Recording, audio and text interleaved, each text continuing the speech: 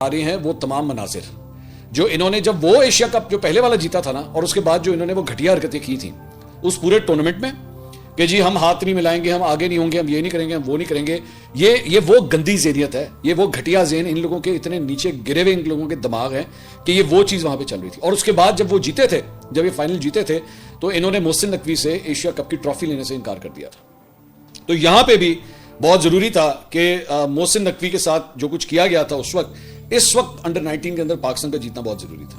تو پاکستان کے ان لڑکوں نے وہ جو کچھ اس وقت ہوا تھا اس کا پوری طرح بدلہ لیا، اور بدلہ کوئی ایسا ویسا نہیں لیا، مطلب جسے کہتے ہیں نا گردن سے دبوچ کے، اس کے بعد ان کا منہ جو ہے وہ زمین پہ لگا کے تو ان کو کہا کہ رگڑو یہاں پہ، ناک رگڑو اس کو یہاں پہ، مطلب اتنا کنونسنگلی جو ہے وہ انڈیا کو ہرایا گیا۔ ایک بات۔ دوسری بات، بھائی انڈیا جو ہے نا، یہ صرف ہم نہیں، یہ پورا کرکٹنگ ورلڈ یہ کہتا ہے کہ ان لوگوں کے ہیں دماغ خراب، یہ سمجھتے ہیں کہ ہم لوگ ہیں انٹچبلس اور ہمیں تو جناب ساڑھے نال تو گل بھی نہ کرو۔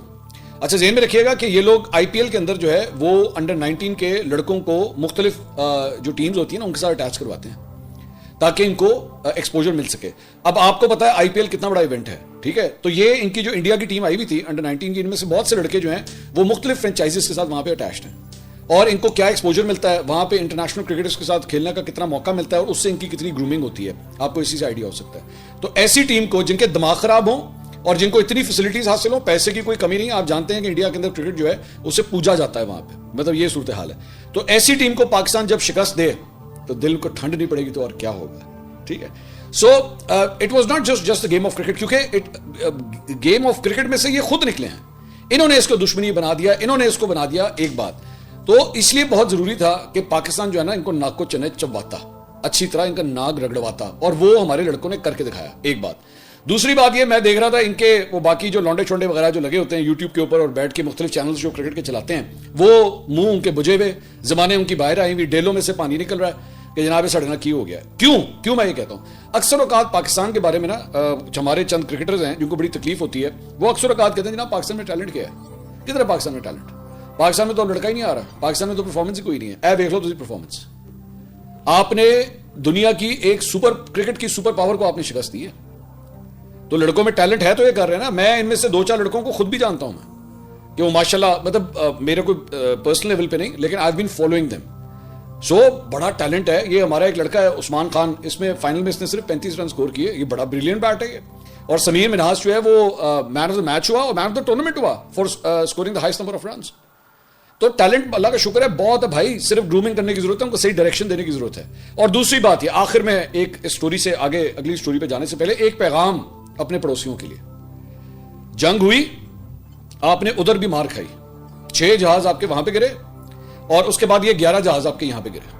یہ 11 جہاز تھے نا سارے کے سارے آپ لوگوں نے جو میدان میں اتارے ہوئے تھے، تو ہمارے جو J-10Cs تھے نا، جو ہمارے جو 11 J-10Cs تھے، انہوں نے ایک ایک کر کے آپ کے 11 جہاز گرائے ہیں اس کرکٹ کے میدان میں، کیونکہ اس کو جنگ میں آپ نے کنورٹ کیا۔ میں کبھی بھی، میں خود ایک سپورٹس مین ہوں، میں نے خود مختلف گیمیں کھیلی ہوئی ہیں، میں کبھی بھی اس حق میں نہیں ہوتا کہ جناب سیاست کو جو ہے وہ کرکٹ کے میدان میں، کھیل کے میدان کے اندر لایا جائے، لیکن ہم ہاتھ نہیں ملائیں گے، ہم فلاں سے ٹرافی نہیں لیں گے، ہم نے یہ کر دیا ہے وہ کر دیا ہے، اسے یہ لوگ مسلمان اور ہندو کی جنگ بنا دیتے ہیں یہ، جبکہ ان تمام چیزوں کا کھیل کے میدان سے کوئی تعلق نہیں ہونا چاہیے۔ So best of luck and I am proud of my boys.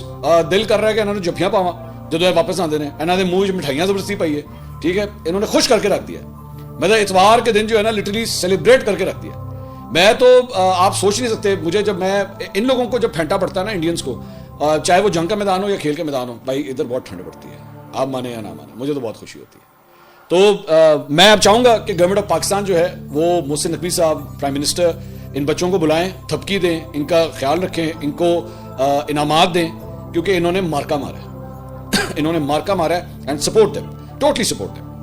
کچھ دیگر خبروں کی طرف چلتے ہیں۔ تحریک تحفظ آئین پاکستان، اس کی جناب جو تحریک ہے اس کے تحت جو ہے وہ قومی کانفرنس کا دوسرا دن جو ہے وہ آج منعقد کیا گیا، اور وہاں پہ وزیر اعلیٰ سہیل آفریدی صاحب نے خطاب کیا، کاشف عباسی صاحب بھی وہاں پہ سینئر رینک پرسن وہ بھی آئے ہوئے تھے۔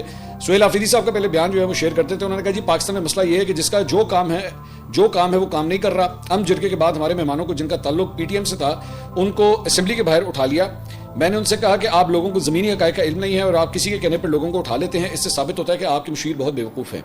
ان کی پالیسیوں کی وجہ سے 78 سال میں پہلی مرتبہ پشاور یونیورسٹی میں ادارے کے خلاف نعرے بازی ہوئی، جب دہشت گردوں کو لا کر آباد کیا جا رہا تھا ہم اس وقت بھی چیخ رہے تھے لیکن کوئی ہماری نہیں سن رہا تھا. اب یہ صوبے میں آپریشن کی تیاری کر رہے ہیں. آپ نے 78 سال میں جو فیصلہ کیا اس کا ہمیں نقصان ہوا. لندن میں بیٹھ کر رجیم چینج کا فیصلہ کریں گے تو آپ کی معیشت کا یہی حال ہوگا. ایک صوبے کے وزیر اعلیٰ کو ایئر فورس کا جہاز لے کر دوسرے ملکوں میں وہ جا رہا ہے اور دوسرے صوبے کے وزیر اعلیٰ کا پاسپورٹ بلاک ہے. خود ہی پریس کانفرنس کرنے آ جاتے ہیں کہ عمران خان سیکورٹی تھریٹ ہے. بے وقوفو, وہ سیکورٹی تھریٹ نہیں ہے, وہ آپ کی سیکورٹی کی ضمانت ہے. 8 فروری کو آپ نے جو کچھ کیا وہ آپ کو پتا ہے. پاکستان کی سب سے بڑی اسٹیبلشمنٹ سوشل میڈیا ہے. اس حکومت نے لگتا ہے کہ شرم حیا اور غیرت کو الماری میں بند کر کے رکھ دیا. تو بڑا سخت قسم کا بیان جو ہے وہ وزیر اعلیٰ خیبر پختونخوا سہیل آفریدی کی جانب سے جو ہے وہ دیا گیا. اس کے علاوہ کاشف عباسی صاحب سینئر اینکر پرسن وہ بھی آئے, وہ بھی اس میں شرکت کر رہے تھے. انہوں نے خطاب کیا, انہوں نے کہا نظام کو ٹھیک کرنا بہت مشکل ہے. ہمارے پاس جو نظام تھا ہم اس نظام کو مزید خراب کر رہے ہیں. ملک میں اگر کہا جائے کہ منی مارشل لا ہے تو یہ غلط نہیں ہوگا. جب سے فوج اور حکومت ایک پیج پر آئے ہیں اس کا نقصان میڈیا کو ہوا ہے. میں نے ہمیشہ ایمانداری سے ٹیکس ادا کیا لیکن پھر جو ایف بی آر نے میرے ساتھ کیا وہ سب کے سامنے ہے. ایف بی آر نے کہا کہ سر یہ ہم نہیں کر رہے, کوئی اور کر رہا ہے. میرے سسرال کے اکاؤنٹس بھی چیک کیے گئے, میرے اکاؤنٹس فریز کیے گئے. اسد طور نے جس شخص سے طوطے خریدے اس کے اکاؤنٹ بھی فریز کر دیے. ہم پیکا کے خلاف کہیں بھی آواز نہیں اٹھا رہے. آج میرے جو دوست ٹی وی پر بیٹھ کے پروگرام کر رہے ہیں ان کو داد دیتا ہوں. موجودہ حالات میں آف ایئر ہونا آسان ہے اور آن ایئر ہونا جو ہے وہ مشکل ہے. تو کاشف عباسی صاحب کے بارے میں یہ ڈیفینیٹلی میں بات کرنا چاہوں گا کہ وی مس ہم. مطلب وہ ایک ایسی آواز ہیں جو ہمیشہ اچھی نیٹ اینڈ کلین جرنلزم کرتے رہے. آپ اختلاف کر سکتے ہیں, آپ میری باتوں سے بھی اختلاف کر سکتے ہیں, آپ کاشف عباسی صاحب کی باتوں سے بھی اختلاف کر سکتے ہیں, لیکن آپ ان کی جرنلزم پہ انگلی نہیں اٹھا سکتے. آپ کبھی بھی یہ نہیں کہہ سکتے کہ جناب یہ جو ہے وہ کسی ایک سائڈ کی طرف جھکے ہوئے ہیں. وہاں ان کا پوائنٹ آف ویو ہے, وہ ہر ایک کا رائٹ ہے, وہ میرا بھی ہے, وہ ان کا بھی ہے, اور ہمارا اختلاف بھی ہوتا ہے. میرا کاشف بھائی کی بہت سے باتوں کے اوپر جو میرا اختلاف ہے ڈزنٹ میٹر, لیکن ان کی رسپیکٹ میں کبھی کمی نہیں آئے گی. ایسا کبھی نہیں ہوگا کہ میں ان کی عزت نہ کروں یا میں یہ کہوں کہ ہاں یار چلو ٹھیک ہے آفر ہے تو اچھا ہے. نہیں, میرا خیال میں پاکستانی میڈیا جو ہے وہ اس کا نقصان ہے اگر کاشف عباسی ٹیلی ویژن چینل پہ آپ کو نظر نہیں آ رہا. میری رائے میں یہ میری رائے ہے. اس کے علاوہ شاہد خاقان عباسی صاحب فارمر پرائم منسٹر, وہ بھی اس میں شرکت کر رہے تھے. انہوں نے کہا جی اس قومی کانفرنس کی آج ملک کو ضرورت ہے. ہم جو جوڈیشل ایکٹیویزم کو رو رہے تھے اب جوڈیشری ہی نہیں رہی. قانون کی بالادستی کے علاوہ ہم آگے نہیں بڑھ سکتے. پاکستان میں صرف پاکستان کا ماڈل چلے گا اور وہ ماڈل ہے پاکستان کو آئین کے تحت چلائیں. یہ انہوں نے خطاب کیا. سلمان اکرم راجہ صاحب نے ٹویٹ کیا ہے.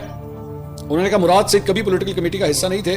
عامر مغل نئی کمیٹی میں شامل نہیں. نئی کمیٹی کا ایک مقصد تعداد کو 40 سے کم کرنا تھا. اسد زئی صاحب اور علامہ ناصر کو قومی اسمبلی سینٹ اور عمومی حکمت عملی کے حوالے سے عمران خان صاحب کی طرف سے دی گئی ذمہ داری کا اظہار بھی ضروری تھا. ایکچولی جو نئی انہوں نے سیاسی کمیٹی بنائی ہے پاکستان تحریک انصاف نے, اس کے اوپر بھی بہت سے جو ہے وہ آپس میں لیگ پولنگ چل رہی ہے, ایک دوسرے سے اختلافات چل رہے ہیں. تو یہ اس کا بیسکلی جو ہے وہ یہ ذکر کر رہے تھے کہ جناب میں نے کن وجوہات کی وجہ سے یہ نئی سیاسی کمیٹی بنائی ہے اور وہ کس قسم کا جو ہے وہ کام کر رہی ہے. سہیل وڑائچ صاحب نے جو ہے وہ آج بڑا انٹرسٹنگ قسم کا ایک کالم لکھا ہے, وہ شیئر کرنا چاہوں گا. ٹائٹل ہے اس کا بہادر بھگوڑے اور ناتواں نگوڑے.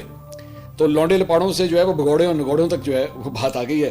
سہیل وڑائچ صاحب کہتے ہیں جی دنیا میں ہمیشہ سے ایسا ہوتا آیا ہے اور اب بھی ایسا ہی ہو رہا ہے. کسی سے کیا گلا, کیسی شکایت. سلام ہے ان بہروپیوں پر جو دھوکے کے فن کو ہنر میں بدل چکے ہیں. سلام ان چلتروں پر جو جھوٹ کو سچ اور سچ کو جھوٹ ثابت کر دیتے ہیں, اور خاص سلام ان پر جو اس خیالی جنت کی حوریں اور فرشتے بن کر پاک بازی کا دعویٰ کرتے ہیں.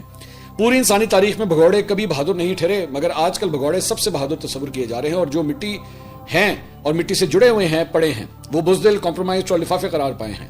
یہ ناتواں نگوڑے نہ تو ڈالر کما رہے ہیں اور نہ بہادری کے تمغے لے رہے ہیں, بلکہ یہ نگوڑے تو ایک طرف سے گالیاں, تنقید اور تانے سن رہے ہیں اور دوسری طرف سے غیر ضروری اور بے حد دباؤ برداشت کر رہے ہیں.